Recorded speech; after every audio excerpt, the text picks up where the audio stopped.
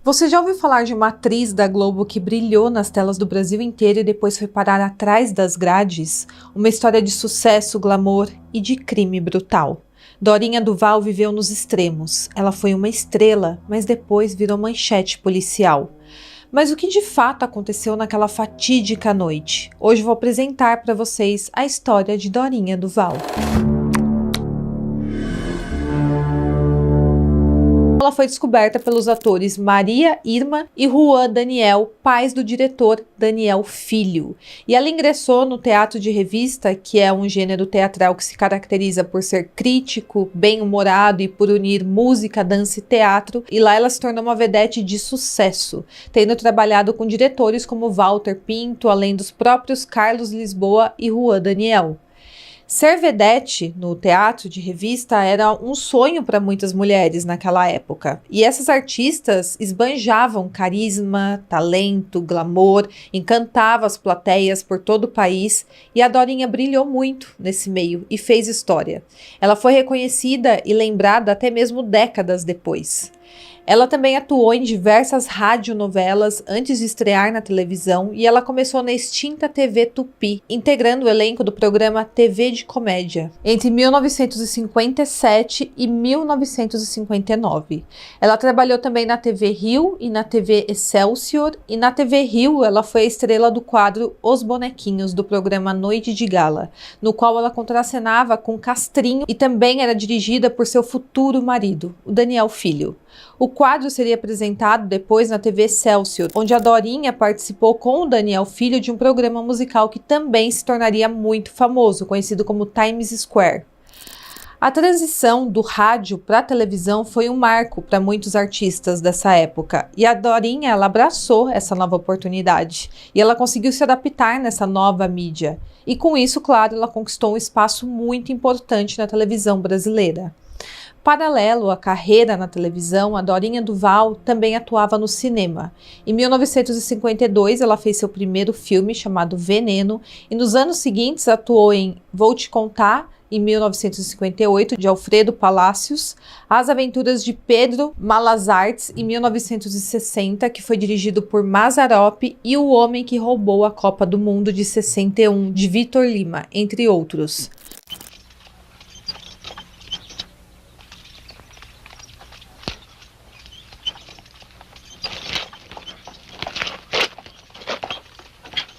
Te peguei, desgraçado. Agora você não escapa mais.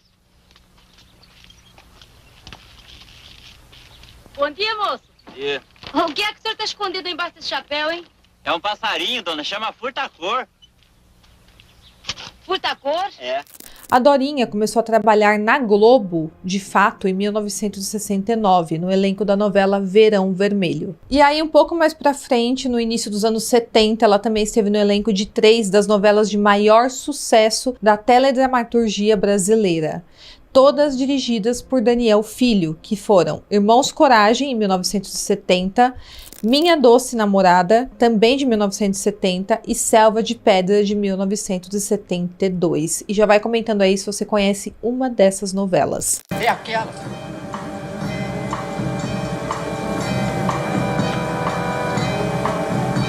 Boa noite. Boa noite. É você que tá procurando Cristiano, é? Só. Peraí, tô te reconhecendo. Você não é irmã do Cristiano? Só. Oh, meu Deus. Mas o que você tá fazendo aqui? Este ano que pode vir me buscar aqui. Esses foram anos dourados para a televisão brasileira, e a Dorinha Duval estava no centro desse momento, participando de novelas que marcaram a história da televisão nacional, e com isso ela ficava cada dia mais conhecida. Em seguida, a Dorinha, que já tinha testemunhado a chegada do videotape na televisão brasileira, acompanhou de perto um dos momentos mais marcantes da história da televisão, que foi o início das transmissões em cores. Ela participou da última novela em preto e branco da Globo, Selva de Pedra, e esteve também na primeira novela colorida da emissora, que se chama O Bem Amado, de 1973, de Dias Gomes.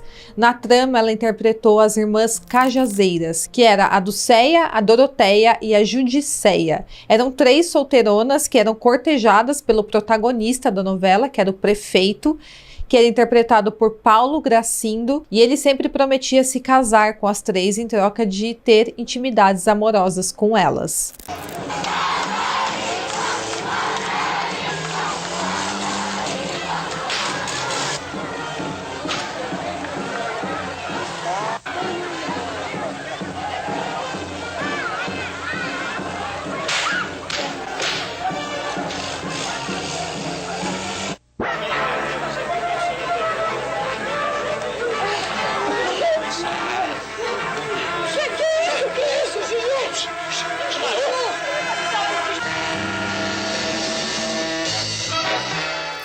Ainda na década de 1970, ela fez parte de outras novelas de sucesso na Globo, como O Espigão, de Dias Gomes, O Feijão e o Sonho, Maria Maria, de 1978 e também Sinal de Alerta, do mesmo ano. Então, pessoal, a Dorinha teve uma carreira de muito sucesso desde o início e ela marcou a televisão brasileira. Agora, quanto à vida pessoal dela, o seu primeiro casamento foi com um produtor chamado Mário Pompenetti. Ele era diretor da TV Tupi de São Paulo e esse casamento durou de 1956 até 1961. E depois ela acabou se casando com o Daniel Filho, diretor de novelas da Globo. E ela havia o conhecido ainda bem jovem no teatro. Lembra que eu falei que o pai do Daniel Filho foi uma das pessoas que descobriu o talento da Dorinha Duval? Então, depois ele acabou virando o sogro dela. A cerimônia de casamento entre a Dorinha e o Daniel foi em Las Vegas, nos Estados Unidos, e foi de extremo luxo. O casamento em si durou de 1961 até 1972. E com ele ela teve uma filha, que também é atriz, chamada Carla Daniel, e eu tenho certeza que você conhece essa atriz. A separação foi extremamente conturbada, ela teve sua primeira experiência ali com álcool, a Dorinha, por causa da tristeza do divórcio, e inclusive ela chegou a tentar tirar a própria vida. Ela, então, naquele momento, viveu a época mais conturbada da sua vida, bebendo, fumando muito, tudo isso após se divorciar do Daniel Filho. Foi uma dor muito grande para Dorinha. Nessa época, além da carreira bem-sucedida de atriz, ela também trabalhava como corretora de imóveis. E foi assim que ela conheceu um outro homem chamado Paulo Sérgio, um corretor 16 anos mais jovem que ela, e na época desempregado.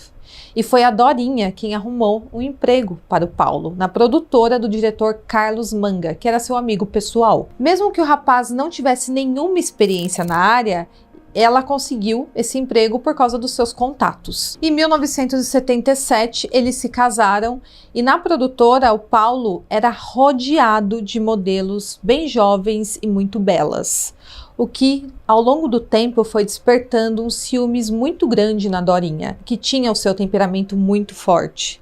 Outro agravante de tudo isso era o vício dele em jogo. A Dorinha tinha traumas com seu pai, que tinha esse mesmo problema de vício em jogos. Mas no fim, é dito que ela pagava todas as dívidas que o Paulo adquiria nos seus jogos, e essas duas questões causavam muitas brigas entre o casal, e eram brigas com muita frequência. Mas ainda com esses problemas no relacionamento, a Dorinha era extremamente apaixonada pelo Paulo. E em 1980, ela estava ali no auge da sua carreira, interpretando a Cuca no Sítio do Pica-Pau Amarelo.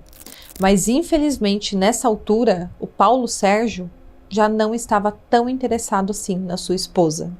Ela tinha muita sorte na sua carreira e aparentemente pouca sorte no amor. E tudo isso chegou no limite na noite de 5 de outubro de 1980. Naquela noite, o casal havia retornado de um jantar na casa de um amigo, no Leblon, quando Dorinha pediu para fazer amor com o seu marido, com o Paulo. Porém, ele recusou. Tudo isso aconteceu enquanto eles estavam dentro do quarto do casal, numa casa que eles moravam no Jardim Botânico, e eles haviam saído cedo daquele jantar e voltado para casa por volta da meia-noite. Isso porque a Dorinha teria um compromisso no dia seguinte em Belo Horizonte, então eles tiveram que voltar cedo, do evento para dormir cedo. Enquanto ela estava arrumando a mala para a viagem num quarto ao lado, ela ouviu o marido chamando por ela diversas vezes. Ela então foi até o quarto ver o que ele queria e chegando lá, ele estava só de cueca deitado. Ela então naquele momento imaginou que ele estava a chamando porque queria ter relações com ela. algo normal entre um casal. Mas em depoimento à polícia, posteriormente, ela contou que foi para a cama, mas que ao tentar abraçar o Paulo, ela foi repelida de forma bastante cruel. Ele disse o seguinte para ela: você está velha, feia e gorda. Você já era, porque eu não quero nada com uma velha como você.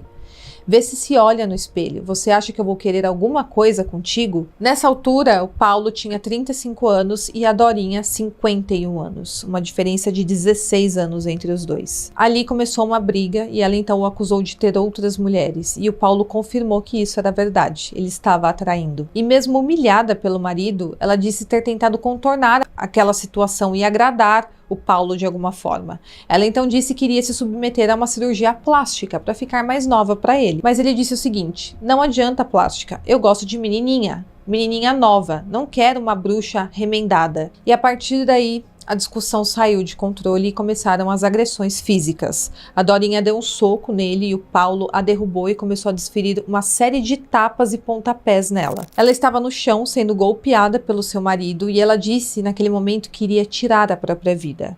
E o Paulo respondeu que seria uma ótima ideia e que a arma estava ali na gaveta, que era só pegar e atirar contra a própria cabeça. Ele então apontou para a gaveta onde estava a arma, que ele havia comprado meses antes, por causa de um assalto ali que ele tinha sido vítima na porta da casa onde eles moravam, e ele falou: a arma tá lá, é só pegar. Ótima ideia você tirar da própria vida. A partir deste ponto, a Dorinha dizia que era tudo como uma névoa. Ela então pegou o revólver e a partir daí diz que não se lembra de mais nada, até o momento em que ela viu seu marido caído no chão ferido. Acontece, pessoal, que ao invés de tirar a própria vida, a Dorinha Duval disparou contra o Paulo, que recebeu as balas no tórax, no baço e no abdômen. Logo em seguida, ela pediu ajuda para amigos que levaram o corpo do Paulo enrolado em um lençol para o hospital. Porém, não havia mais o que fazer. Ele já chegou lá sem vida. Logo, Dorinha estaria respondendo processo por este crime, porém respondendo em liberdade. Ela dizia ter sido ferida física e moralmente e por isso seu crime era por legítima defesa da honra. Lembra do caso da Ângela Diniz? E também foi nessa jurisprudência que o assassino da Ângela Diniz justificou o seu crime. Ela então foi levada a julgamento 3 anos depois e teve sua história extremamente explorada no tribunal. O seu advogado é Clóvis Sarrone e ele expôs todo o seu passado repleto de traumas afetivos, listando um a um. E eu vou falar aqui para vocês exatamente tudo que ela passou. Ela alega que foi abusada aos 15 anos de idade e que aos 18 se encantou por um trapezista de circo que mais tarde a abandonou. Ela também teve uma gravidez tubária e não tinha dinheiro para interromper essa gestação e ela conta que acabou sendo obrigada a fazer um acordo com uma cafetina nessa época. E o acordo era a mulher dar a ela a quantia necessária para fazer o aborto, com a condição de que a Dorinha teria que se prostituir por 6 meses para então pagar a dívida. Então no tribunal foi exposto que ela já tinha diversos traumas. Foram também chamadas testemunhas de defesa para Dorinha e entre eles estava o Chico Anísio e o ator Paulo Goulart e eles falaram sobre a Dorinha ser uma mulher super pacífica e que nunca havia arrumado qualquer tipo de problema com a lei e que aquilo realmente tinha sido algo fora do normal, o que tinha acontecido ali. Já a família da vítima contestou as alegações que ela fez sobre o seu marido cometer maus tratos contra ela e levantou também a possibilidade de que o crime tivesse sido na verdade premeditado. No fim, foi estipulada uma pena de 1 ano e meio de detenção a ser cumprida em liberdade, já que a Dorinha, que havia sido casada com Daniel Filho e tinha também uma filha chamada Carla Daniel, era ré primária e também de bons antecedentes. O promotor acabou recorrendo a essa decisão e a Dorinha foi levada a um novo julgamento em 1989. E dessa vez ela foi condenada a 6 anos de reclusão, que era a pena mínima para homicídio simples. Ela cumpriu 9 meses em regime semiaberto, então ela tinha o dia livre e precisava apenas dormir na prisão em Niterói, e depois ela migrou para o regime aberto. O caso da Dorinha Duval também reflete uma controvérsia jurídica que marcou o Brasil por décadas, a tal chamada legítima defesa da honra. Eu já expus alguns casos aqui do Brasil onde essa tese foi utilizada como defesa. Esse argumento foi muito utilizado em tribunais para tentar explicar crimes passionais, especialmente em casos de feminicídio, onde homens alegavam ter agido para proteger a própria honra diante de supostas traições. Essa tese foi respaldo para decisões judiciais que muitas vezes absolvia ou reduziam penas de réus acusados de homicídio, sob a alegação de que a honra deles teria sido manchada e por isso eles agiram em uma suposta legítima defesa. Curiosamente, no julgamento da Dorinha, esse mesmo argumento foi usado, dessa vez por uma mulher. Sua defesa alegou que ela teria tirado a vida de Paulo Sérgio para se proteger de um relacionamento abusivo e violento, tentando enquadrar o caso dentro dessa mesma lógica. A repercussão desse caso também ajudou a alimentar o debate sobre o fim da legítima defesa da honra. Mas no fim, esse processo levaria décadas para ser superado. Somente em 2021, o Supremo Tribunal Federal decidiu que esse argumento não poderia mais ser utilizado nos tribunais do país. Depois de ser condenada, a Dorinha Duval abandonou sua carreira de atriz e seu último papel foi na série Plantão de Polícia, meses antes do assassinato de Paulo Sérgio. Mas ela encontrou um novo papel nas artes plásticas. Ela começou a se dedicar também ao esoterismo e fez um certo sucesso com suas pinturas e esculturas sobre esse tema. Então hoje, ela é uma ex-atriz e artista plástica e ela está com 96 anos. Ela mora no Rio de Janeiro com a filha Carla Daniel. A história da Dorinha Duval é um relato de ascensão, amor, dor e tragédia. De estrela das novelas, a protagonista de um dos casos mais midiáticos da época. Mas a sua trajetória continua sendo lembrada até hoje. Agora eu quero saber a sua opinião. Deixa aqui nos comentários se você conhecia a história de Dorinha Duval, se você conhecia também uma dessas novelas. Eu quero muito saber a sua opinião. E até o próximo caso.